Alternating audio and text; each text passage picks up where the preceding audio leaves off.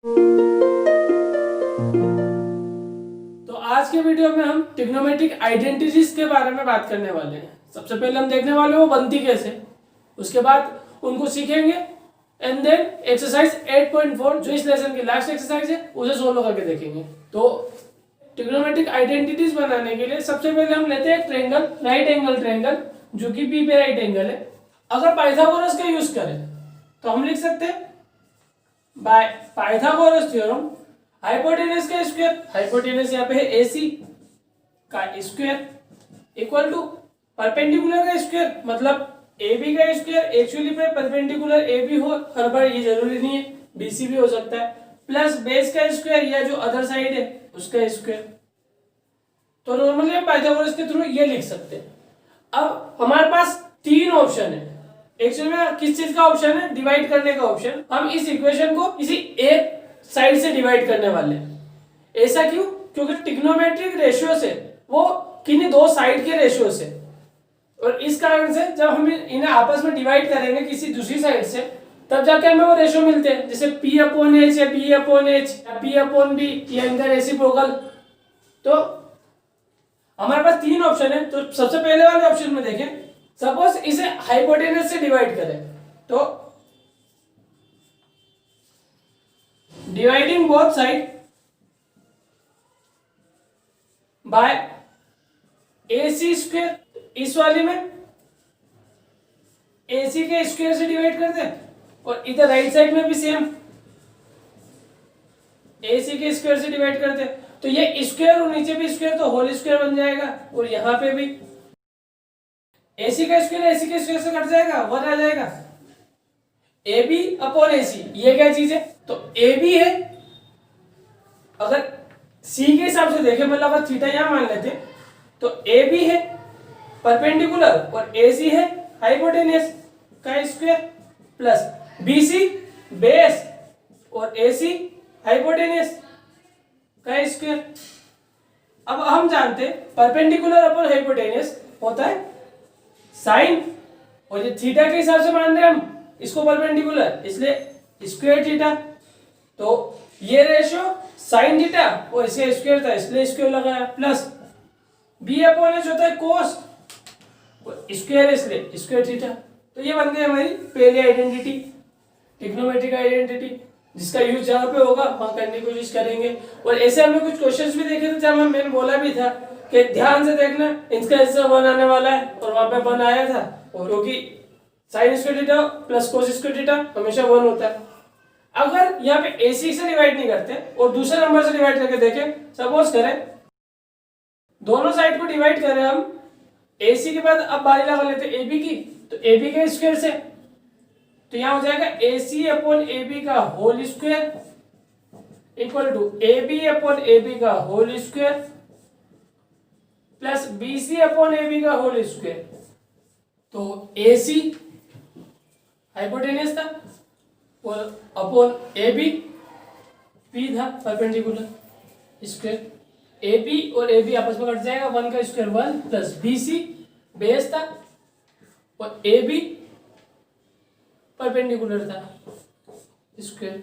अब hypotenuse upon perpendicular, मतलब ये P/H का रेसिप्रोकल है और P/H था साइन, और साइन का रेसिप्रोकल होता है कोसेक, तो कोसेक स्क्वायर, और ये हाइपोटेनस और परपेंडिकुलर थीटा के हिसाब से थे इस कारण से, इक्वल टू 1 प्लस P/B ये था n का और B/B उसका रेसिप्रोकल मतलब कोट का, तो कोट स्क्वायर थीटा। तो ये होगी अगली identity, 1 plus cot square theta equal to cosec square theta. और अगर जो लास्ट तरीका है हमारे पास उसको एप्लीकेबल करें, मतलब इस बार डिवाइड कर सकते हैं हम BC से और इसके स्क्वायर से, तो कुछ ऐसा हो जाएगा AC का स्क्वायर अपॉन BC का स्क्वायर मतलब whole square equal to AB/BC का होल स्क्वायर प्लस BC/BC का होल स्क्वायर। BC से BC कट जाएगा, 1 बच जाएगा, यहाँ AC/BC, तो AC था हाइपोटेनस और BC है बेस स्क्वायर, AB है परपेंडिकुलर, BC है बेस स्क्वायर प्लस ये कट जाएगा तो 1 बच जाएगा। तो हम कह सकते हैं फाइनली हमारे पास बचेगा एच अपॉन बी, मतलब बी अपॉन एच होता है कोस का, और इसका रेसिप्रोकल कोस का रेसिप्रोकल होता है सेक, और sec square theta equal to P upon B, ये तो टेन ही होता है, तो टेन स्क्वायर थीटा और प्लस 1, तो ये हो जाएगी थर्ड आइडेंटिटी। तो तीनों को नोट कर लेते हैं हम। ट्रिग्नोमेट्रिक आइडेंटिटीज फर्स्ट हमने पढ़ी है sine square theta plus cos square theta equal to 1। इसके अलावा 1 plus tan square theta sec square theta था, और 1 plus cot square theta cosec square theta था। तो अब इन तीनों आइडेंटिटी के यूज से क्वेश्चंस को करके देखते हैं। अब हम सोल्व कर रहे हैं एग्जांपल नंबर 12 को, और उसके बाद सोल्व करेंगे एक्सरसाइज 8.4 के क्वेश्चन नंबर फर्स्ट को, क्योंकि ये दोनों क्वेश्चन एक जैसे हैं और क्वेश्चन नंबर सेकंड भी इसी जैसा है। तो पहले इन दोनों को सोल्व करके देखते हैं। पहले express the ratio cos a tan a and sec a in term of sin a। तो cos a tan a और sec a को sin a के टर्म में चेंज करना है हमें। तो हम नॉर्मली यहाँ पे अभी तक जो सीखा है उन सबका यूज कर सकते हैं। तो बस यही देखना है कि किसका रिलेशन के दूसरे के साथ बनाने के लिए किस चीज के जरूरत पड़ रही है। जैसे कि साइन और कोसेक में बेसिक सा रिलेशन है रेसिप्रोकल का, साइन का रेसिप्रोकल करते तो कोसेक आ जाता है। साइन और कोस में कॉम्प्लीमेंट्री का रिलेशन है, और सेम साइन और कोस में आइडेंटिटी का भी रिलेशन है। तो जैसा यूज होगा वैसा करते जाएंगे और बनाते जाएंगे। तो कोस है साइन है और एंगल हमको ए ही रखना है, तो इस कारण से 90 माइनस थीटा वाली लाइन को छोड़ दें, मतलब कॉम्प्लीमेंट्री एंगल वालों को छोड़ दें, तो डायरेक्ट ट्रिग्नोमेट्रिक वाले में पहुंच सकते हैं। हम कोस ए को लिख सकते हैं under root 1 minus sine square है। इस आइडेंटिटी को देखो, अगर यहाँ पे cos स्क्वायर की वैल्यू निकालनी है तो साइन स्क्वायर थीटा को इधर ले जाना पड़ेगा, तो 1 माइनस साइन स्क्वायर थीटा बन जाएगा, और स्क्वायर हटाने के लिए दोनों साइड में अंडर रूट, तो अंडर रूट में 1 माइनस साइन स्क्वायर थीटा हो जाएगा। अब सेक ए को देखें, सेक ए को पहले इसलिए देख रहे हैं क्योंकि इसको चेंज करना थोड़ा सिंपल है। सेक ए 1 बाय कोस ए होता है, और कोस ए की वैल्यू हम देख चुके, इस कारण से वहां पे हमने साइन वाली वैल्यू रख दी, तो सेक ए चेंज हो गया 1 by under root 1 minus sine square a में। ठीक है, प्रॉब्लम हो तो पूछो। अब टेन ए को चेंज करते हैं, टेन ए को साइन ए में बदलना है, तो कोई रिलेशन देखे तो एक ही रिलेशन याद है, साइन ए अपॉन कोस ए बोला जाता है इसको। बट साइन ए तो है पर कोस ए भी आ रहा है, और हमें साइन ए के फॉर्म में चेंज करना है, मतलब इसको गायब करना पड़ेगा, और इसकी वैल्यू हमारे पास है साइन ए के फॉर्म में। तो इस तरीके से कोस ए की भी यही वैल्यू रख देंगे और ये क्वेश्चन भी सोल्व हो जाएगा। अब क्वेश्चन नंबर फर्स्ट की ओर बढ़े और देखते हैं वापस इसी तरीके से क्वेश्चन को सोल्व करके। एक्सरसाइज के फर्स्ट क्वेश्चन में बोला है express the trigonometric ratio sin a sec a and tan a in the term of cot a। अब चीजों को हमें कोट ए के फॉर्म में चेंज करना है, किसी भी चीज को कोट में बदलना है, तो सबसे सिंपल है इसमें कोट में बदलने के लिए टेन, क्योंकि हम टेन को लिख सकते हैं 1 बाय कोट ए, ये एक दूसरे के रेसिप्रोकल होते हैं इसलिए, तो टेन है तो इजीली चेंज हो गया। अब साइन ए के लिए देखें या सेक ए के लिए देखें, तो एक सिंपल सी बात हमें पता है, आइडेंटिटी की ओर चले तो कोट और कोसेक आपस में रिलेशन बनाते हैं, और कोसेक साइन के थ्रू आ सकता है इजीली। हम साइन को लिख सकते हैं 1 बाय कोसेक, और कोसेक आइडेंटिटी के थ्रू वैल्यू निकाल के देखें तो कोसेक की वैल्यू है, दोनों तरफ स्क्वायर रूट करते हैं तो कोसेक थीटा की वैल्यू निकल जाएगी under root 1 plus cot square theta.